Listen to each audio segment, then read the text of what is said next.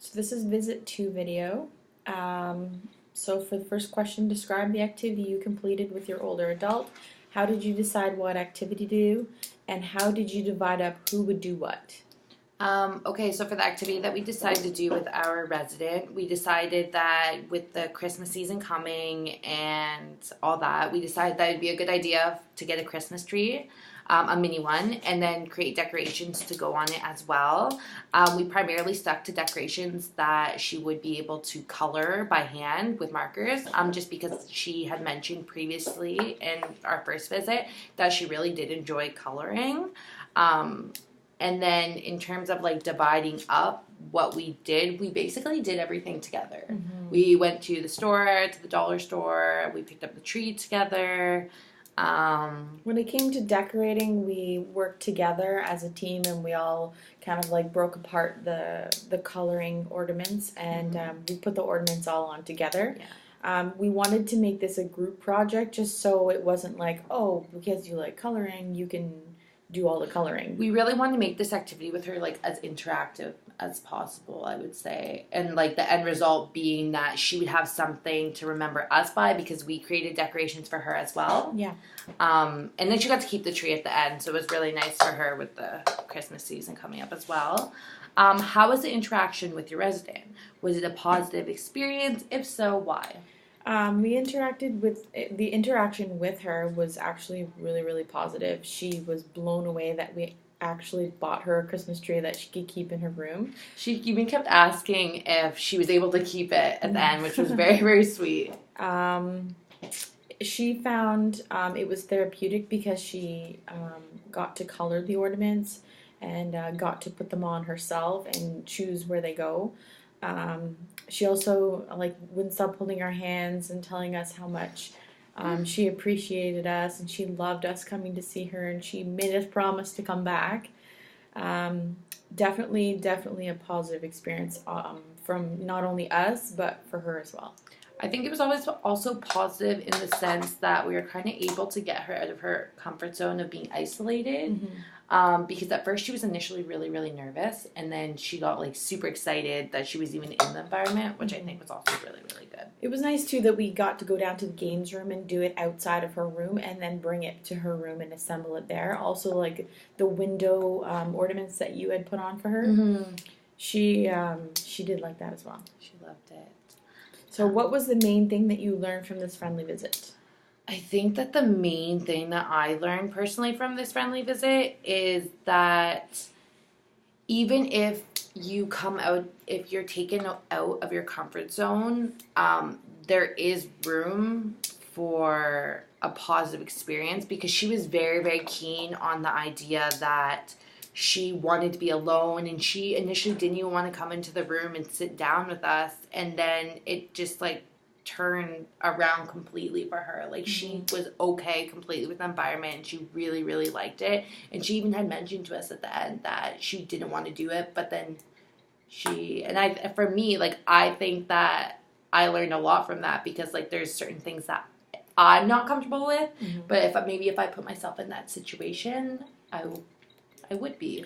What I learned from that experience was that it's easiest to communicate with people at their level. So finding things that like common interests or things that we can do together as a group, I found it really easy to connect with her on, I guess, a level that she was familiar with, even though she was suffering with like, I guess you could say like memory loss, like short-term memory loss. So she was triggered by pictures, and her memory would come back through pictures and images. So definitely common ground and common interest. If you had this opportunity again, what would you change and why? If I had this opportunity, the only thing I would probably change is the questions. Just because she was triggered a lot by her feelings of her husband's recent passing. It brought her back to the memory of him laying on the couch and essentially not doing well. And coloring was the only thing that kind of took her out of that escape. She kept reverting back to coloring. So the reason why I would eliminate the questions is because it kind of took her to a place where she kind of was triggered to be sad. Yeah, I think that it would just maybe making them a little bit more general or Yeah. almost like breaking down some of the questions to a later time when we actually knew her better and felt Right. comfortable asking these questions. Like at the beginning, I wouldn't have wanted to ask her about her husband, but Yeah. maybe if on the third visit, I would have been okay with asking her about her husband Right. because she would have been more comfortable, right? Because nothing's worse than having someone you don't really know come in and impose on these questions that obviously just make you upset, right? And then the last question. If you were describing to another student the benefits of community outreach, what would be the 3 things you would say? So my 2 biggest ones that I would say as a benefit would be being able to understand the older community and break the stigma that older people are not as cognitively there as people may think, and that you have to be very cautious around them and talk to them in a manner that isn't like that is meant for younger children. Like it's not Demeaning. It's very demeaning, yeah. So I would definitely say just learn, like you'd be able to talk to them better, right? And then the ability to connect with individuals of the older community who need connections, because I felt like that was a really big one. Like she obviously had her daughters there with her, but I think us being there, she really enjoyed it because she kept asking us to come back for the whole thing. Right. And then the third benefit I thought was just self-fulfillment in general. Like knowing that you benefited someone and made somebody's day and made them happy, right? So Definitely for me, the benefits of community outreach would be to understand, basically reiterating what Kaylee said in her first point, to understand the community better, the older community.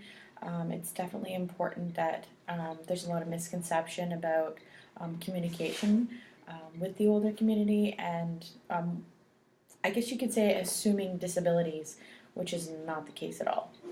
My second point would be to find a ways to communicate, even if they're not able to communicate. It's definitely doesn't take much time to say hi to somebody or to make somebody feel noticed. That community outreach is a large portion of healthcare. It's very important to know how to communicate with not only just your peers, but also people that you're working with that may not be able to communicate. So different forms of communication are also very important. okay.